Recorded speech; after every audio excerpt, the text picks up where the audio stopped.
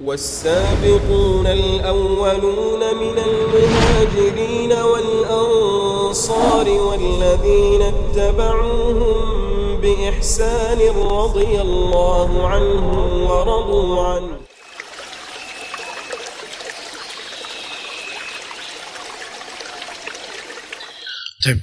Bismillahirrahmanirrahim. Alhamdulillah. Wassalatu wassalamu ala Rasulillah Muhammadin wa ala alihi wa ashabihi wa man tabi'ahum bi ihsanin ila yaumiddin.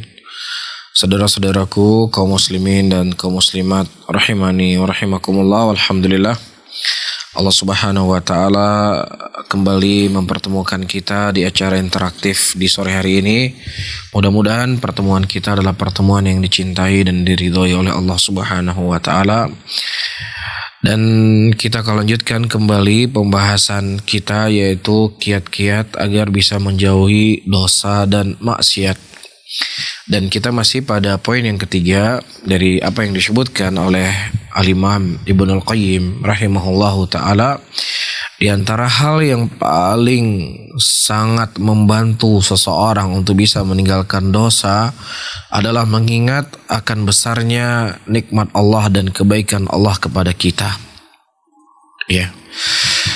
Perkara ini, ya saudara-saudaraku muslimin dan muslimat yang dimuliakan oleh Allah, ya hendaknya seorang hamba selalu menyadari bahwasanya segala nikmat yang dia rasakan hari ini, ya segala fasilitas yang dia miliki hari ini, itu bukanlah hanya sebatas kekuatan, ya atau kecerdasan, ataukah sebatas ya usaha yang dilakukan.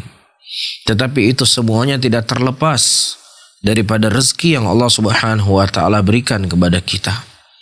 Wa ma min dabbatin fil ardi illa 'alallahi rizquha. Tidak ada satupun yang berjalan di muka bumi ini kecuali Allah Subhanahu wa taala yang memberikan rezeki kepadanya. Semua itu datang dari Allah. Ya, jangankan untuk membalas dari apa yang telah Allah Subhanahu wa taala anugerahkan kepada kita. Menghitung nikmat yang Allah berikan kepada kita tidak mampu untuk kita menghitungnya. Sebagaimana Allah Subhanahu wa taala sebutkan di dalam ayatnya, wa in ta'uddu ni'matallah la tuhsuha. Kalau seandainya kalian ingin menghitung dari nikmat Allah, maka niscaya kalian tidak akan mampu untuk menghitungnya. Tidak akan mampu. Oleh karena itu kita jangan berpikir, ya saya sudah sangat rajin untuk sholat 5 waktu. Bahkan saya juga sholat sunat. Ya, dan saya juga kadang bersedekah, terkadang juga saya menjaga puasa saya.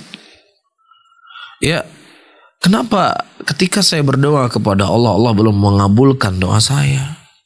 Ya akhi, ente mau sholat siang dan malam, ente mau ruku 24 jam.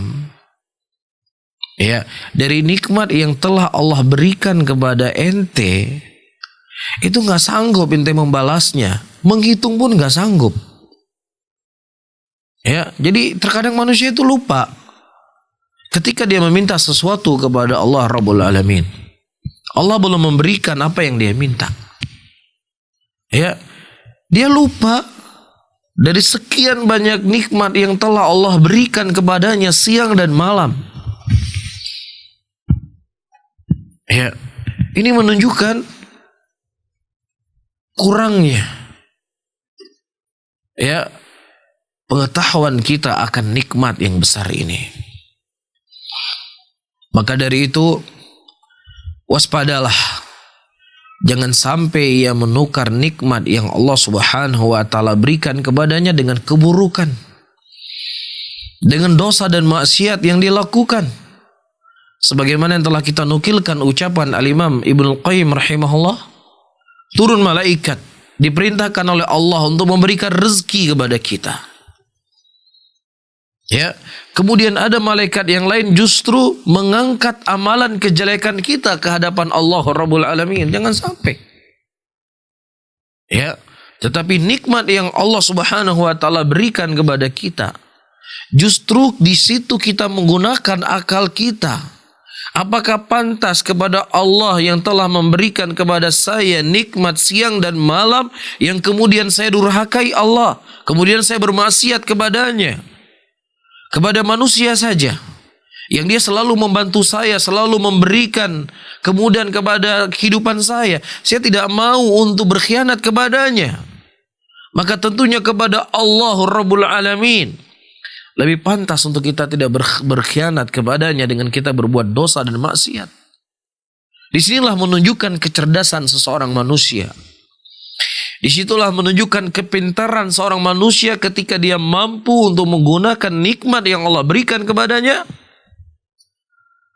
dengan dia bersyukur kepada Allah Rabbul Alamin.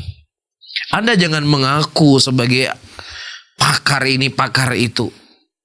Anda jangan mengaku sebagai seorang profesor. Anda jangan mengaku sebagai ahli ini, ahli itu. Kalau seandainya syukur saja Anda belum mampu untuk lakukan apa yang telah Allah Subhanahu wa taala berikan kepada Anda dari nikmat. Jangan Anda mengaku orang pintar. Jangan Anda mengaku Anda orang hebat. Orang yang hebat, orang yang pintar, orang yang cerdas adalah orang yang mampu menggunakan akal yang diberikan oleh Allah Subhanahu wa taala dengan dia mensyukuri nikmat Allah Rabbul Alamin, dengan dia menjalankan ketaatan kepada Allah dan dia tidak akan pernah bermaksiat kepada Allah Rabbul Alamin. Itu orang yang pintar walaupun tidak tamat SD. Walaupun tidak bisa baca tulis. Tetapi Anda yang bisa baca tulis dan memiliki titel yang paling tertinggi daripada pendidikan Anda. Namun kalau Anda tidak bisa mensyukuri nikmat kepada zat yang menciptakan Anda, yang memberikan rezeki kepada Anda masih jadi orang yang bodoh.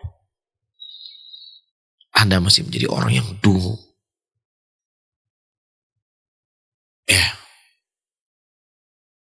Seekor kambing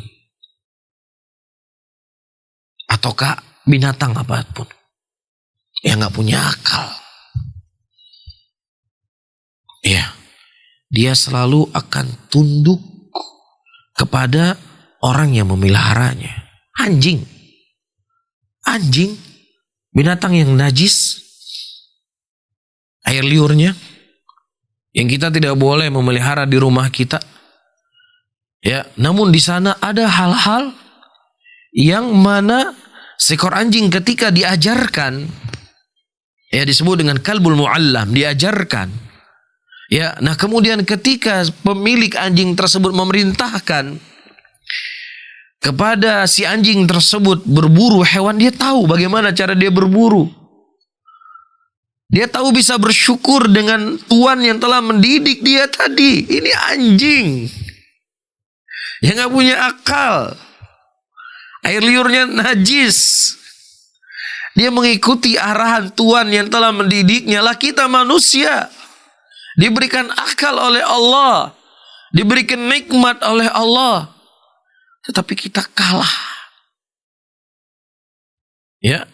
dengan anjing yang tidak diberikan akal oleh Allah Rabbul Alamin.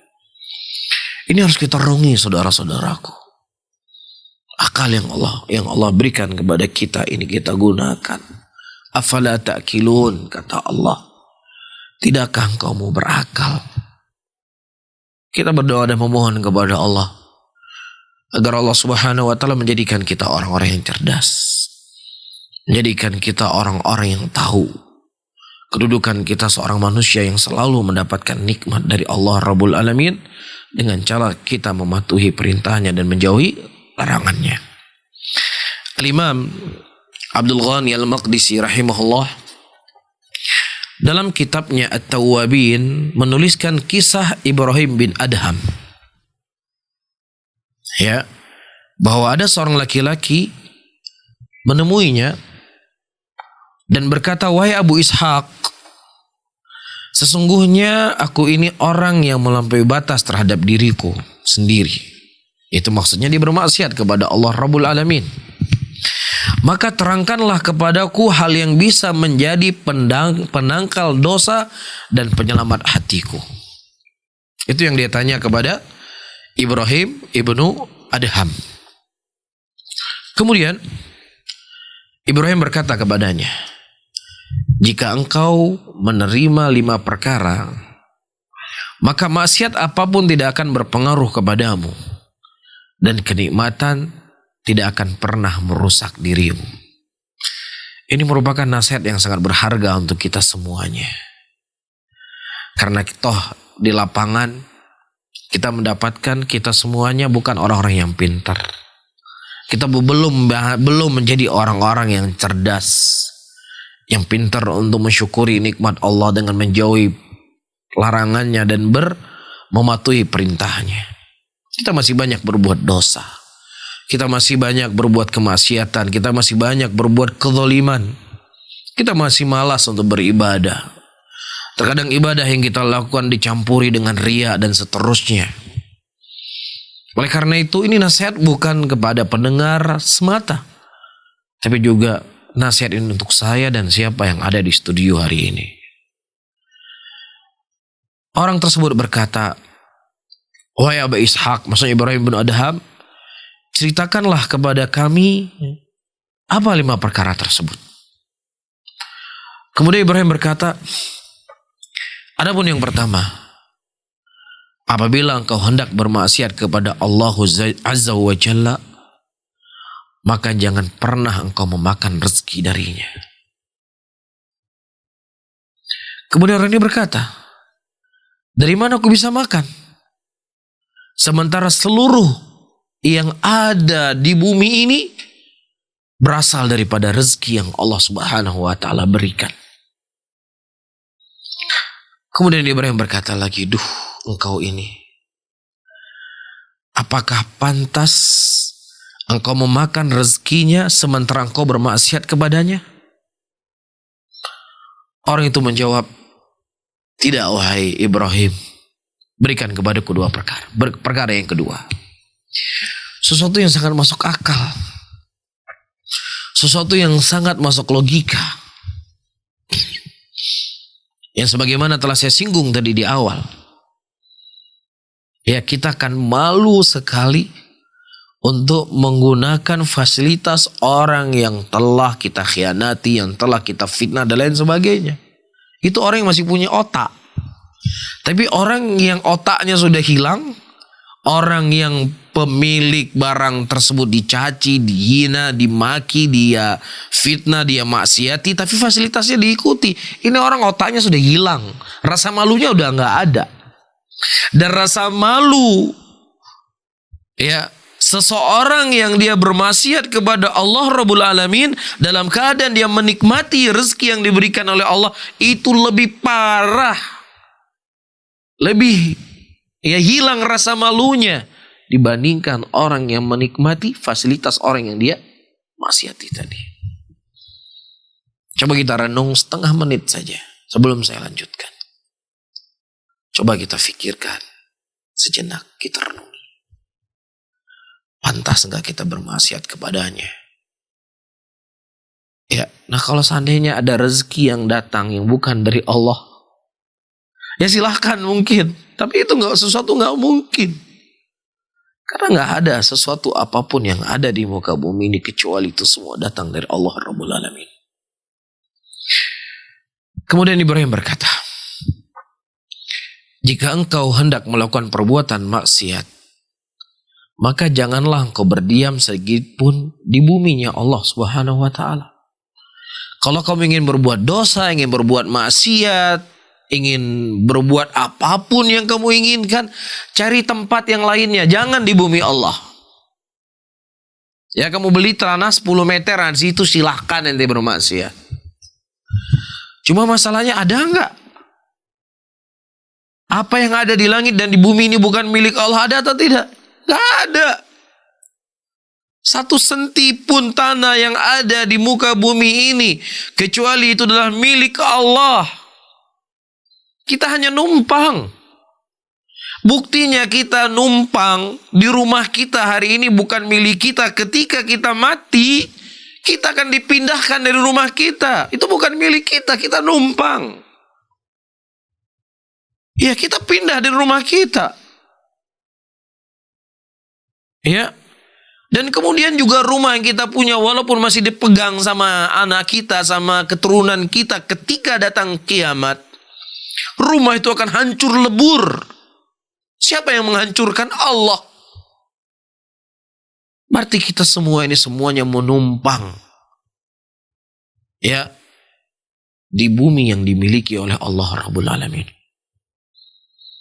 Kemudian orang itu berkata, yang ini lebih berat daripada yang pertama. Sebab jika yang timur maupun yang barat adalah miliknya, maka di mana aku dapat tinggal kemudian aku bisa bermaksiat di situ? Di mana? Tidak ada satupun tempat di muka bumi ini yang aku bisa tinggali. Kemudian Ibrahim berkata, duh engkau ini, pantaskah engkau makan rezeki darinya serta tinggal di negerinya, sementara engkau bermaksiat kepadanya? Orang itu menjawab, tidak. Kemudian berikan kepadaku perkara yang ketiga, wahai Aba Ishaq. Kemudian Abu Ishaq Ibrahim bin Adham berkata, jika engkau masih saja ingin bermaksiat kepada Allah, sementara engkau mendapatkan rezekinya dan tinggal di buminya, maka carilah tempat yang Allah tidak bisa melihatmu saat engkau berbuat maksiat. Maka silahkan engkau bermaksiat di tempat yang Allah tidak melihatmu. Kemudian orang itu menjawab, bagaimana mungkin itu terjadi? Sementara Allah melihat atas apa yang ada dalam rahasia hati. Ya'lamu sirrakum wa jahrakum wa ya'lamu ma taksibun. Allah Subhanahu wa taala mengetahui apa yang nampak dari kalian dan apa yang tidak nampak dari kalian. Dan Allah mengetahui apa yang kalian lakukan. Ya, jangankan perbuatan fisik kita, apa yang terbetik dalam hati kita yang manusia tidak ada satupun mengetahuinya, tapi Allah Rabbul Alamin mengetahuinya. Kemudian dia berkata, duh engkau ini, apakah pantas engkau memakan rezeki darinya, tinggal di buminya, dan bermaksiat kepadanya, sementara dia Allah Rabbul Alamin menyaksikan, ya, dan menyaksikan perbuatan maksiat yang sedang kau lakukan. Saudara-saudaraku, kadang kalau kita berbicara hal yang seperti ini, kurang nyambung kita kadang-kadang. Ya, saya pakai logika. Yang logikanya itu terkadang ketika kita berurusan dengan manusia. Kita tinggal di rumah seseorang. Kita diberikan nikmat oleh dia. Kamu tinggal di rumah saya, makan apa saja di rumah saya. Ya. Kemudian orang yang kita tinggali itu, dia menyaksikan apa yang kita buat. Kita hancurin kulkasnya. Kita ejek dia apa dia itu. Begini dan begitu. Ini kira-kira otaknya ada nggak laki-laki ini? Saya rasa orang yang masih punya otak walaupun sedikit, dia tidak akan pernah berbuat yang seperti itu. Ini otaknya kan sempurna, sikit otaknya. Ya, dia tidak akan berbuat hal yang demikian. Maka kalau itu tidak pantas kita lakukan kepada manusia, maka kepada Allah Rabbul Alamin lebih tidak pantas untuk kita lakukan. Kemudian orang itu menjawab, tidak, jelaskanlah perkara yang keempat. Kemudian Abu Ishaq Ibrahim bin Adham berkata, jika datang kepadamu malaikat maut untuk mencabutmu nyawamu, maka katakanlah kepadanya, tundalah barang sejenak supaya aku bertaubat dengan taubat nasuha dan beramal soleh ikhlas karena Allah. Orang itu menjawab, malaikat itu tidak akan mungkin menerimanya dariku. Tidak mungkin dinego malaikat. Ya, idza jaa ajaluhum ya fala yastakhiruna sa'atan wa la yastaqdimun. Ketika datang ajal kepada mereka, maka tidak akan bisa dimajukan dan tidak bisa dimundurkan sedikit pun. Tapi kalau di dunia datang orang penagih hutang, saya ingin, mana hutang saya? Oh, tunggu sebentar ya, mungkin masih ada negonya. Oh ya boleh, minggu depan saya akan datang lagi. Jadi kalau malaikat nggak ada nego-nego dengan malaikat. Dan dia menyadari tidak mungkin aku akan bisa bernego dengan malaikat. Nah kalau engkau sadar engkau tidak bisa bernego dengan malaikat. Ya. Dan engkau tidak akan mungkin ditunda kematianmu, kata Ibrahim bin Adham. Barang sejenak pun agar engkau dapat bertobat dan engkau pun tahu apabila kematian itu datang, ia tidak dapat diakhirkan. Lalu bagaimana mungkin engkau dapat lepas dari kelalaianmu itu? Kemudian orang ini berkata, kalau begitu berikan saya yang kelima, yang terakhir.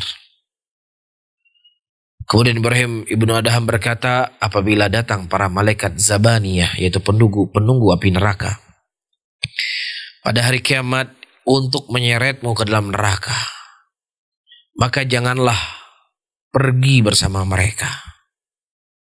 Orang itu menjawab, mereka tidak akan mungkin membiarkanku dan mereka tidak akan menerimanya dariku.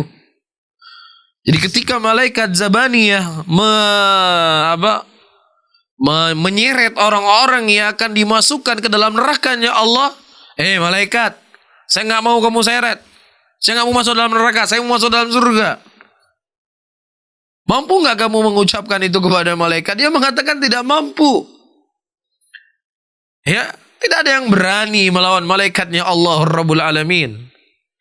Karena Allah Subhanahu wa Ta'ala telah menyiapkan malaikat-malaikat yang bengis, malaikat-malaikat yang kejam, yang akan menyiksa orang-orang dalam nerakanya Allah Tabaraka wa Ta'ala.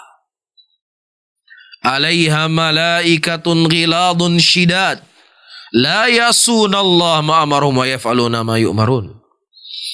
Dan dalam neraka tersebut ada malaikat-malaikat yang kejam lagi bengis, yang dia tidak akan pernah bermaksiat sedikit pun kepada Allah, dan dia akan selalu taat kepada apa yang diperintahkan oleh Allah Rabbul Alamin. Kemudian Ibrahim bertanya, kalau begitu bagaimana engkau dapat selamat? Orang itu menjawab, wahai Ibrahim, cukup untukku. Aku akan meminta ampun kepada Allah dan bertobat kepadanya dari dosa-dosa yang telah aku lakukan. Luar biasa. Bagaimana kalimat yang mudah difahami oleh orang-orang yang berakal, yang disebutkan oleh Ibrahim ibnu Adham rahimahullah. Dan tentunya kalimat-kalimat ini hanya kepada orang-orang yang berakal saja. Ya, maka disinilah kita harus membuktikan apakah benar kita orang yang berakal atau kita memang bukan orang yang berakal. Wallahu ta'ala alam bisawab. Mudah-mudahan yang sedikit ini bisa memberikan manfaat kepada saya sendiri dan juga kepada para pendengar, sahabat Radio Syarted Aceh 96,1 FM. Wallahu ta'ala alam bisawab. Barakallahu fikum. Pertanyaan pertama, Assalamualaikum Ustadz, saya Zaki, saya seorang tenaga laboratorium kesehatan. Beberapa waktu yang lalu kami dilatih oleh Dinas Kesehatan pengambilan sampel swab hidung dan tenggorokan, di mana pengambilan sampel tersebut diharuskan memasukkan sebuah batang kapas ke dalam tenggorokan dan lubang hidung bagian dalam untuk mengambil lendirnya untuk dijadikan sampel pemeriksaan COVID-19. Di mana sebagai bahan percobaannya kami mengambil swab tersebut secara bergantian dengan teman sepelatihan. Yang ingin ditanyakan, apakah puasa kami batal karena pada saat pelatihan tersebut kami sedang berpuasa? Jazakumullah khair, Ustaz. Taib, mungkin saya mengulangi kembali soalnya. Jadi ada dua orang. Pertama, orang yang mengambil lendir dari seseorang, ya, dan orang yang diambil lendir tersebut. Apakah orang yang mengambil lendir tersebut batal puasanya ataukah tidak? Atau orang yang diambil lendir tadi batal atau enggak puasanya? Dua-duanya tidak batal puasa. Karena tidak ada sesuatu yang mengharuskan dia membatalkan puasanya. Ya. Pertama perlu diketahui bahwasannya sesuatu yang membatalkan puasa adalah mimman dakhal laysa biman kharaj. Sesuatu yang itu bentuknya adalah masuk, bukan sesuatu yang keluar. Makanya di dalam masalah muntah sendiri, dalam mazhab Syafi'iyah mereka merinci. Ya, kalau seandainya dia muntahkan dengan sengaja, maka puasanya batal. Tapi kalau seandainya dia tidak memuntahkan dengan sengaja, maka puasanya tidak batal. Walaupun ada sebagian para ulama yang lainnya, mereka mengatakan bahwasanya orang yang muntah itu, apakah dia sengaja ataukah dia tidak sengaja, maka itu tidak membatalkan puasa. Maka bagi orang yang mengambil suap tadi, sama sekali tidak akan pernah membatalkan puasanya. Nah, orang yang diambil air liurnya atau dahaknya saja tidak membatalkan puasa, apalagi orang yang mengambilnya. Jadi memang dia tidak ada hubungan sama sekali, kecuali kalau seandainya dia menelan dahak yang diambil tadi dari pasien, dia telan, dia makan, baru dia membatalkan puasanya. Demikian disebutkan oleh para ulama ketika mereka membahas tentang menelan ludah. Apakah menelan ludah itu membatalkan puasa ataukah tidak? Disebutkan oleh Imam Nawawi bahwasanya menelan ludah itu tidak membatalkan puasa, kecuali kalau seandainya dia menelan ludah orang lain, baru dia membatalkan puasa. Wallahu alam bissawab. Nah, terima kasih Ustaz untuk jawabannya, dan sedikit kami ulangi kembali untuk sahabat pendengar Syiar Tauhid yang ingin berpartisipasi bisa mengirimkan pertanyaan ke nomor 0852 1414 2314. Kita ulangi di nomor 0852 1414 2314. Baik, selanjutnya untuk pertanyaan kedua. Assalamualaikum Ustadz. Waalaikumsalam warahmatullahi wabarakatuh. Saya ingin bertanya, apa hukum bersolawat di sela-sela sholat tarawih? Sebab beberapa daerah di tempat tinggal saya masih ada yang bersolawat seusai sholat tarawih. Apakah itu memang dibolehkan dalam agama kita? Barakallahu fiik. Taib, sebagaimana yang sudah sering kita sampaikan dan kita akan berulang-ulang untuk menyampaikannya, bahwasanya selawat itu merupakan ibadah yang sangat mulia. Allah Subhanahu wa taala mengatakan dalam ayatnya, innallaha wa malaikatu yusholluna 'alan nabi ya ayyuhalladzina amanu shallu 'alaihi wa sallimu taslima. Sesungguhnya Allah dan para malaikat itu berselawat kepada Rasulullah. Hai orang-orang beriman, berselawatlah kalian kepada Nabi Muhammad sallallahu alaihi wasallam.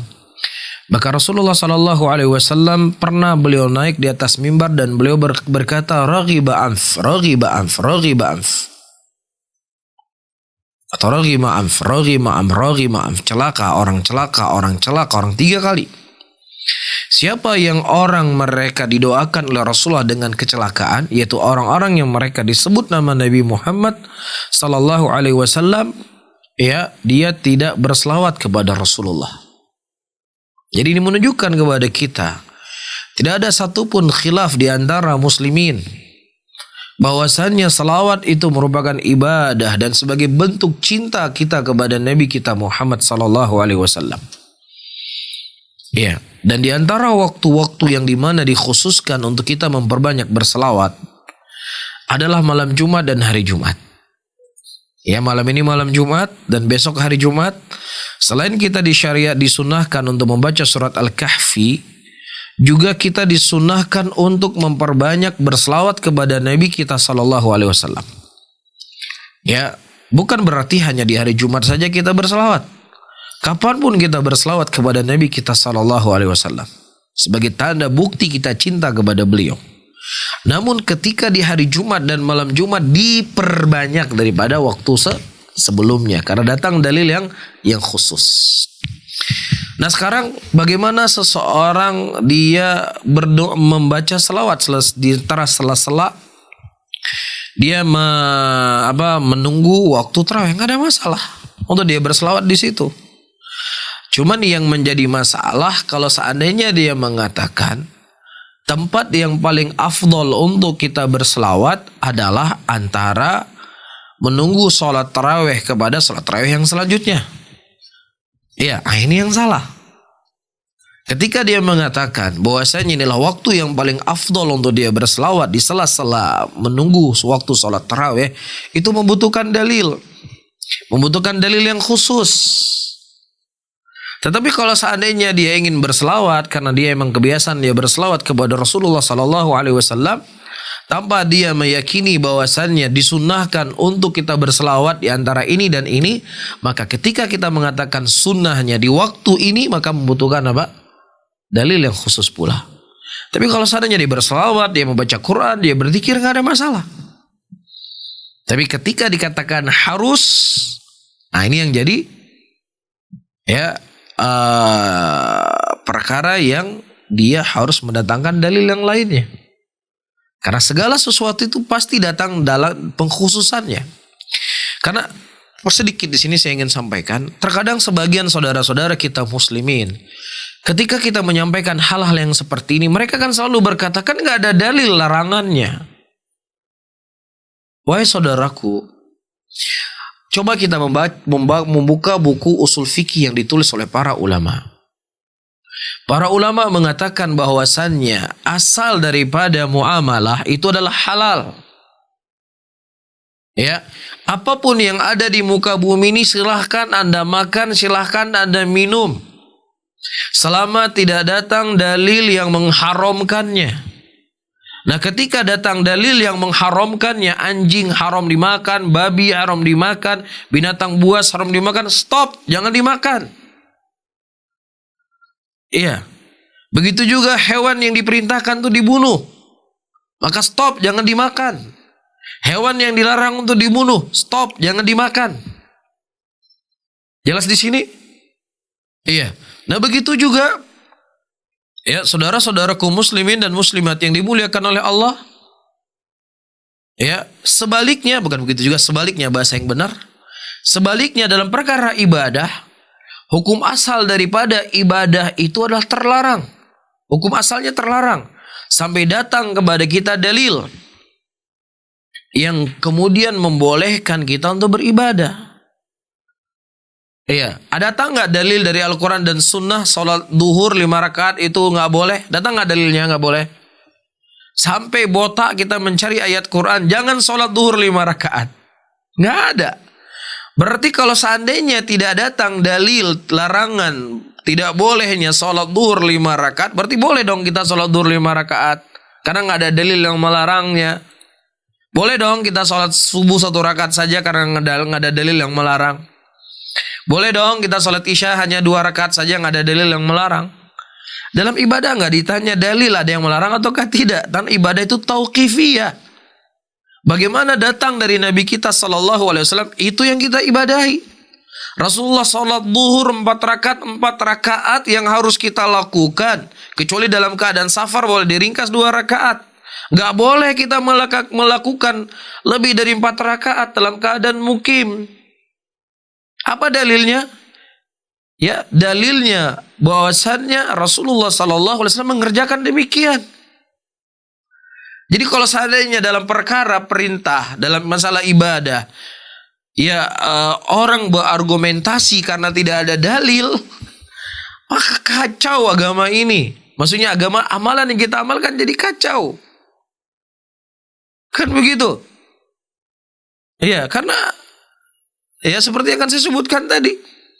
Saya ingin berangkat haji nanti bulan Muharram, bukan di bulan Dzulhijjah. Saya ingin haji nanti di bulan Muharram tanggal 5. Sambil saya umroh, orang pergi umroh, saya wukuf di Arafah. Nggak ada dalil yang melarang nggak boleh saya wukuf di Arafah di tanggal 5 Muharram. Apa-apaan ente melarang saya untuk haji? Ya, daripada saya menunggu haji 20 tahun, mendingan saya ikut paket umroh, lebih murah. Ya, tenda di sana juga nggak perlu bayar, kosong, saya tinggal di situ, udah, saya wukuf di Arafah. Ya, mereka berada 6 hari di Mekah, selesai mau pulang ke Indonesia udah selesai saya haji. Ada larangannya nggak? Sampai botak kepala kita cari, nggak ada larangan. Jangan kamu haji tanggal 5 Muharram. Tetapi masalahnya, masalah ibadah itu tauqifiyah, mas, adun, adau, ka, ma, ayah. tauqifiyah. Artinya apa yang datang dari Nabi itu yang kita buat. Nabi hajinya itu dimulai dari tanggal 8 Dzulhijjah, hari Tarwiyah, sampai selesai hari 13 Dzulhijjah. Udah, itu yang dilakukan oleh Nabi. Maka itu yang kita lakukan. Bukan kita tanya nggak ada dalil larangan untuk berhaji tanggal 5 Muharram. Makanya belajar agama itu jangan tanggung-tanggung. Ya karena saya sekarang menonton video orang-orang yang membantahnya, Wahabinyo bid'ah aja, bid'ahnya, buat dalilnya, najidnya lagi aja. Terkadang mau kita bantah, ya sudah kita ketawain saja. Kita senyumin, ya kita berdoa semoga Allah memberikan hidayah kepada kita dan memberi hidayah kepada mereka. Ya bukannya terkadang kita tidak mampu untuk menyanggah insya Allah. Ya bukan kita sombong dan lain sebagainya. Karena ini terkadang perkara-perkara yang mendasar. Perkara-perkara yang standar dalam agama. Tapi terkadang menurut mereka kehayutan kayak ngebegabah. Abe wabi pada muka abe. Assalamualaikum. Allahu a'lam bishawab. Nah, lanjut. Baik, jazakumullah khairan Ustadz untuk jawabannya, dan sedikit kami ingatkan kembali untuk sahabat Syiar Tauhid yang masih ingin terus berpartisipasi bisa mengirimkan pertanyaan ke nomor 0852 1414 2314. Kita akan bacakan pertanyaan selanjutnya Ustadz. Bismillah. Ustadz, bagaimana tanggapan Ustadz jika ada seorang tengku atau yang pakar tentang agama yang mengatakan tanggal 15 Ramadan akan terjadi musibah besar dan akan jatuh meteor-meteor ke permukaan bumi, dan katanya ada sebuah hadis Nabi yang mengatakan bahwa di 15 Ramadan ini bakal terjadi sebuah bencana atau musibah. Mohon diberikan bimbingan Ustadz supaya kita semua bisa paham. Jazakumullah khairan Ustadz. Saudara-saudaraku muslimin dan muslimat yang dimuliakan oleh Allah, pertama, sebagian belahan dunia hari ini, ya ini sekarang kita di Aceh jam 6 kurang 15 menit, itu kalau di Australia sekarang sudah malam, sudah di malam 15 Ramadan. Atau mungkin di negara-negara yang lain itu mungkin sudah pagi 16 Ramadan hari ini. Ya apakah kita mendengar sesuatu yang terjadi? Ya, wallahu alam, sampai sekarang kita belum pernah mendengar sesuatu apapun. Ini dari sisi waqi', dari sisi kenyataannya. Dan kita berdoa dan mohon kepada Allah agar Allah Subhanahu wa taala memberikan perlindungan kepada kita semuanya dan kepada seluruh muslimin yang ada di muka bumi ini. Ya, itu yang pertama. Yang kedua, hadis yang tersebar tersebut adalah hadis yang palsu yang tidak sahih dari Nabi Muhammad SAW. Dan itu telah dijelaskan dan dibahas oleh para ulama kita. Ya, sudah dibahas. Dan sudah berapa tahun setelah Nabi kita Muhammad SAW wafat, yang mana tanggal 15 Ramadan terjadi di hari Jumat, sudah berapa kali? Sudah berapa kali? Sudah sekian banyak kali. Oleh karena itu, saudara-saudaraku muslimin dan muslimat yang dimuliakan oleh Allah, ente jangan khawatir. Jangan khawatir. Kiamat itu pasti akan datang. Jangan khawatir. Ya, mau ente prediksi, mau ente tidak prediksi, kiamat itu pasti akan datang. Cuman yang paling terpenting bagi kita adalah ayyuhal ikhwah, saudara-saudaraku muslimin, kita persiapkan kiamat kecil untuk kita, yaitu kematian, dengan beramal soleh, dengan beribadah kepada Allah Subhanahu wa taala. Yang kalau seandainya diprediksi besok akan terjadi huru hara di muka bumi tanggal 15, itu belum tentu kita dapati, kita akan hidup sampai besok walaupun seandainya terjadi. Bisa saja 5 menit akan datang kita mati. Ini yang harus kita persiapkan sebenarnya. Ini sisi yang kedua. Sisi yang ketiga, tidak ada orang yang paling mencintai kita dibanding Nabi kita Muhammad SAW.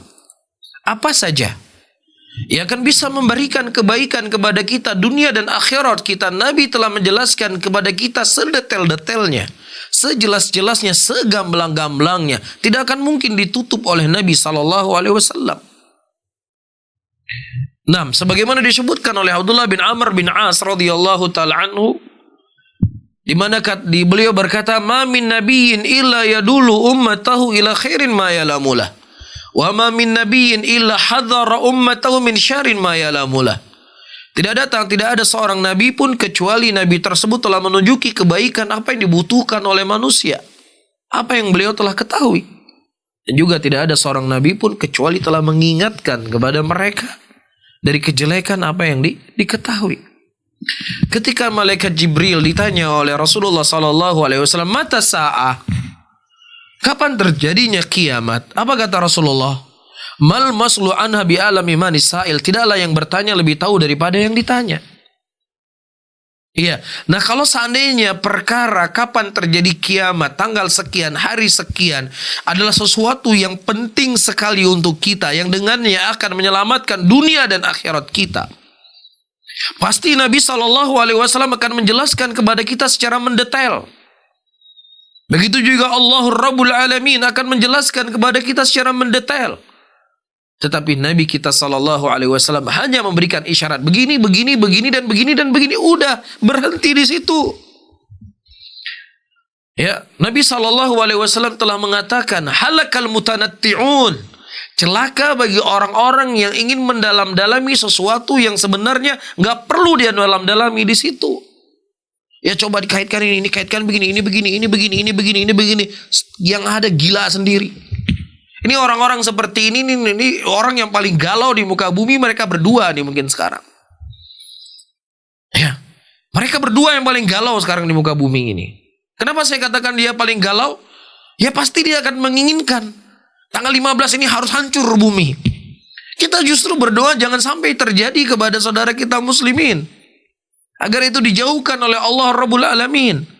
Tapi dia pasti supaya ucapan dia benar, supaya dia menganggap saya yang paling hebat di muka bumi ini, saya yang mengungkapkan fakta dan segalanya, ya berharap akan hancur bumi ini, datang meteor dan lain sebagainya. Ya, jadi saya rasa orang seperti ini udah nggak bisa tidur nih malam nih. Bukan takut akan datangnya ya apa yang dia ceritakan, tapi dia takut ucapannya salah. Benar? Ya, dia akan menunggu ucapan saya benar atau enggak. Ya, cukupilah pembahasan apa yang telah dibahas oleh para ulama. Jangan mendalam-dalami apa yang terkadang itu tidak didalam-dalami oleh para ulama.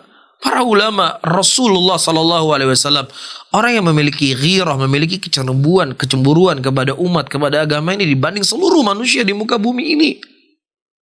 Iya, mereka lebih cemburu kepada kita, lebih cemburu kepada agama ini, lebih cemburu kepada kita, lebih cemburu kepada kebaikan. Tetapi toh yang datang kepada mereka hanya sebatas yang kita ketahui dari hadis-hadis Nabi SAW lah, yang dampak jelek yang sering saya sampaikan. Kalau seandainya dia nisbatkan itu kepada Nabi, kemudian didengar oleh orang-orang kafir, ya lo kok nggak terjadi? Berarti Nabi kalian bohong. Alhamdulillah, ente membuat jalan, ya orang-orang mencela Rasulullah SAW. Padahal Nabi SAW tidak pernah mengucapkan ucapan-ucapan demikian. Nah, kalau seandainya itu terjadi seandainya, maka tetap juga kita katakan ucapan ini keliru dan salah. Ya, karena Rasulullah tidak pernah mengucapkan demikian. Lah ini terjadi. Ya, walaupun itu terjadi. Dan itu semua adalah kehendaknya Allah. Bukan dikarenakan apa? Ya, pengkhabaran yang datang dari Nabi kita SAW. Ya, ibaratnya ada orang mendapatkan rezeki. Ya, dapat rezeki itu dengan banyak cara. Bisa dengan cara mencuri, cara menyolong, ya dengan cara merampok. Apakah ketika dia mendapatkan rezeki dengan cara merampok itu jadi benar? Tentunya tidak. Tetap inti salah walaupun itu dapat rezeki dengan cara merampok tadi. Paham di sini? Walaupun terkadang ketika dia meramal bahwasanya ramalan itu benar, bukan berarti ramalan itu jadi betul. Tetap salah walaupun dia benar ketika dia meramal. Ini harus difahami. Ya, wallahu taala alam. Jazakumullah khairan Ustadz. Mungkin ini menjadi pertanyaan terakhir. Bismillah. Bagaimana cara terlepas dari dosa yang dahulu saya pernah menzalimi orang dan merugikan usahanya. Namun sekarang orang tersebut tidak tahu keberadaannya sekarang. Nah, namun saya terus meminta ampun kepada Allah atas perbuatan saya dahulu. Barakallahu fikum. Barakallahu fikum, barak, jazakumullah khairan. Masya Allah, apa yang telah penanya lakukan, menyesali apa yang beliau perbuat di masa lalunya, ini merupakan tanda daripada tanda-tanda kebaikan. Semoga Allah Subhanahu wa taala selalu menaungi kita dengan kebaikan dan rahmat darinya. Amin ya rabbal alamin. Kemudian yang kedua, ketika kita berbuat dosa dan maksiat kepada Allah, maka dengan taubatun nasuha yang sebagaimana sering kita sampaikan, tidak mengulangi kembali, menyesali apa yang dilakukan, dan dia meninggalkan di detik itu juga. Dan ketika dia berbuat dosa kepada manusia, maka dia harus meminta maaf, atau kalau dia pernah menggibahi manusia tersebut, maka dia menyebutkan kebaikan-kebaikan orang yang dia gibahi tersebut. Tapi kalau seandainya dia merugikan orang lain yang kemudian merusak hartanya dan lain sebagainya, bangkrut usahanya dan lain sebagainya, dan dia mendapatkan keuntungan dari kebangkrutan tersebut, dan itu dampaknya dia yang melakukannya, maka dia mencari orang tersebut, atau dia mencari ahli warisnya, atau yulikhu rahimani wa rahimakumullah, dia bersedekah atas nama orang yang telah pernah dia zalimi. Tapi sedikit di sini yang ingin saya sampaikan sebelum saya tutup kajian di sore hari ini. Saudara-saudaraku muslimin dan muslimat yang dimuliakan oleh Allah, kebutuhan kita kepada ilmu agama itu dalam segala sisi dan aspek kehidupan. Apakah itu sifatnya muamalah kita dengan manusia, dengan seluk-beluk daripada perdagangan, bisnis dan lain sebagainya, maka di situ juga ada aturan Allah yang harus kita ketahui. Jangan sampai kita berpikir itu merupakan sesuatu yang mubah atau sesuatu yang tidak datang larangannya, tetapi kita tanpa sengaja ataukah tidak sengaja kita telah mendolimi saudara-saudara kita. Di antara hal yang ingin saya sampaikan, bahwasanya persaudaraan al-ukhuwah Islamiyah adalah sebuah nikmat yang semua itu wajib untuk kita jaga. Allah mengatakan dalam ayatnya, al-akhilla yawma idzin ba'dhum li ba'din aduun ilal muttaqin. Bahwasanya persaudaraan antara satu dengan yang lainnya itu akan saling bermusuhan antara satu dengan yang lainnya, kecuali orang-orang yang bertakwa, kata Allah Subhanahu wa taala.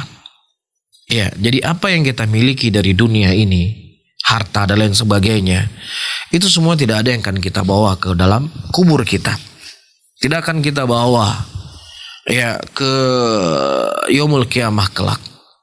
Bahkan kita berangan-angan kalau seandainya kita hidup kembali, apa yang telah kita miliki dari dunia ini kita infakkan agar mudah urusan kita nanti di hadapan Allah Rabbul Alamin.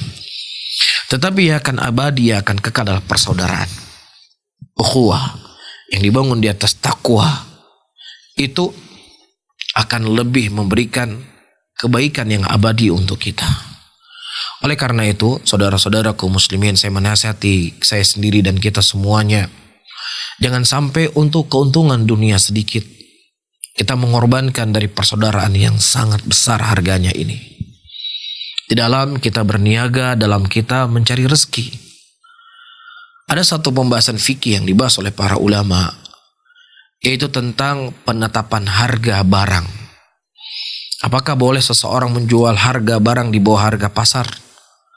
Atau apakah boleh dia menjual harga barang di atas harga pasar? Permasalahan ini terjadi perselisihan pendapat di kalangan para ulama. Jumhur ulama, mereka mengatakan bahwasannya pedagang itu memiliki kebebasan untuk berniaga, dan dia sendiri yang menentukan harga barangnya. Dan mereka berdalilkan dengan hadis di mana para sahabat Rasulullah SAW mendatangi Rasulullah. Dan mereka berkata, sa'ir lana ya Rasulullah. Wahai Rasulullah, berikan harga barang kepada kami ya Rasulullah, karena harga barang itu melonjak di pasar, tidak beraturan. Kemudian Nabi SAW menjawab, di antara jawaban beliau, saya tidak mau nanti dibangkitkan di yaumul qiyamah ada orang yang menuntut saya telah mendolimi harta dan darah mereka. Sehingga dengan hadis ini para ulama mereka mengatakan bahwasannya pemerintah di sini tidak ikut campur akan penetapan harga barang di pasaran. Pedagang silahkan untuk mereka bebas untuk berdagang dengan harga yang mereka ingin tetapkan. Kecuali di sana ada beberapa hal yang dikecualikan, yang itu adalah barang-barang yang vital. Yang dikhawatirkan kalau seandainya barang tersebut tidak diatur akan merusak perekonomian. Ya, mungkin yang saya tangkap dari ucapan ulama tersebut adalah bensin. Yang mana bensin itu sangat berpengaruh akan naik dan turunnya harga. Makanya di sana pemerintah tidak ada masalah untuk menetapkan harga bensin untuk demi kestabilan ekonomi. Namun ada sebagian ulama yang lainnya, di antaranya ulama Al-Malikiyah. Mereka berpendapat kalau seandainya seseorang menaikkan harga barang di atas harga di pasar, tidak ada masalah. Ada orang jual barang A seharga 200.000 di pasaran, dia jual 250.000, silahkan. Karena nggak ada sisi yang memberikan mudarat buat orang lain. Orang bisa memilih yang 200.000. Tetapi dalam mazhab Malikiyah mereka berpendapat kalau seandainya dia menjual harga barang di bawah harga pasar. Ketika harga di pasar misalnya 100.000 rupiah, ya dia menjual 70.000 rupiah atau 50.000 rupiah. Ya, dia jual 50.000 rupiah. Ya, nah disebutkan dalam mazhab Malikiyah ini akan menjadi doror buat manusia. Ini akan menjadi dampak yang jelek bagi orang-orang, terlebih para pemodal-pemodal yang sedikit. Yang terkadang dia hanya mengambil barang dari fulan, ya, kemudian dia mengambil keuntungan sedikit, dengan dia memenuhi kehidupan dirinya dan keluarganya untuk sekedar makan, untuk mengisi perutnya. Bukan seperti pedagang-pedagang besar mungkin untuk menambah toko, untuk menambah mobil, menambah rumah dan lain sebagainya. Ada pedagang-pedagang kecil yang mereka terkadang untuk isi perut mereka mencari rezeki. Ya, jadi dalam mazhab Malikiyah nggak boleh seseorang menjual harga barang di bawah harga pasar. Dan mereka berdalilkan dengan kisah Hatib bin Abi Balta'ah radhiyallahu taala anhu, ayyuhal ikhwah rahimani wa rahimakumullah. Pada waktu itu Hatib bin Abi Balta'ah menjual zabib, anggur kering. Yang mana anggur kering itu dijual oleh Hatib bin Abi Balta'ah di jauh daripada harga pasar. Kemudian kata Umar bin Khattab radhiyallahu taala anhu, jual dengan harga sebagaimana manusia menjual atau kau keluar dari pasar ini. Jangan kau berdagang lagi. Walaupun sebagian para ulama mereka mengatakan kisah inilah kisah yang munqati, kisah yang tidak sahih, namun itu disebutkan dalam mazhab Malikiyah yang mereka menguatkan hadis tersebut atau riwayat tersebut. Taib, kalaupun seandainya misalnya kita mengambil pendapat jumhur, seseorang diberikan kebebasan, namun kita sebagaimana kita ketahui dalam kaidah fikih, perkara yang mustahab, ya, terkadang bisa kita tinggalkan ketika itu akan memunculkan kemudaratan. Apalagi perkara yang itu bentuknya apa? Mubah. Boleh kita jual harga barang seperti harga di pasaran dan boleh kita turunkan, kan boleh kalau ikut pendapat jumhur. Faham?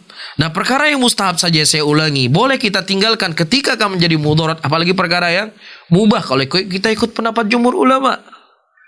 Sehingga disinilah kita harus melihat perdagangan itu terkadang bukan hanya boleh dan tidak boleh, tapi kita harus melihat kondisi saudara-saudara kita di tengah-tengah, apalagi masa-masa seperti ini yang sulit untuk mencari uang, yang mereka terkadang hanya membeli barang 100.000 rupiah, yang mudah-mudahan mereka bisa mendapatkan keuntungan 10.000 rupiah atau 20.000 rupiah untuk mereka bisa memberi makan untuk anaknya, untuk istrinya di rumah. Ya, tetapi para pedagang-pedagang besar terkadang mereka tidak mau peduli. Ya, yang penting barangnya itu laku, yang penting orang bisa beli sama dia. Ini hal yang harus kita perhatikan, saudara-saudaraku muslimin. Ya, kita melihat bagaimana lingkungan kita, melihat bagaimana kondisi saudara kita. Karena kehidupan hari ini adalah kehidupan yang sulit, bukan kehidupan yang mudah. Ya, kadang orang dia tidak makan. Oleh karena itu, permudahlah urusan saudara-saudara kita muslimin. Kalau kita memudahkan urusan saudara kita muslimin, maka insya Allah akan mudahkan urusan kita. Allah fi aunil abdu, makana abdu fi auni akhi. Ya, Allah akan menolong seorang hamba ketika hamba tersebut menolong saudaranya. Ya, para pedagang-pedagang besar dia tidak akan jatuh miskin. Ya, ketika terkadang dia harus menjual barang seperti ini, dia nggak jatuh miskin. Tapi ada saudara-saudara kita terkadang mereka terimbas, mereka nggak bisa makan. Jadi hal yang seperti ini saudara-saudaraku muslimin, ya harus kita fahami. Ya, terlebih di bulan Ramadan, terlebih dengan kondisi-kondisi seperti ini, ya Rasulullah Shallallahu Alaihi Wasallam menyebutkan dalam hadisnya, ya, atau disebutkan dalam beberapa ucapan, terkadang Allah Subhanahu Wa Taala memberikan rezeki kepada kita karena kebaikan kita kepada orang-orang yang lemah, kepada orang-orang yang fakir. Wallahu taala alam bisawab. Mudah-mudahan Allah Subhanahu wa taala selalu memberikan taufik dan hidayahnya kepada kita dan selalu membimbing kita di atas kebaikan ya dunia dan akhirat kita. Wallahu taala alam bisawab. Saya akhiri, Allahumma salli ala Muhammadin wa ala alihi wa ashabihi wa man tabi'ahum bi ihsanin ila yaumiddin. Assalamualaikum warahmatullahi wabarakatuh.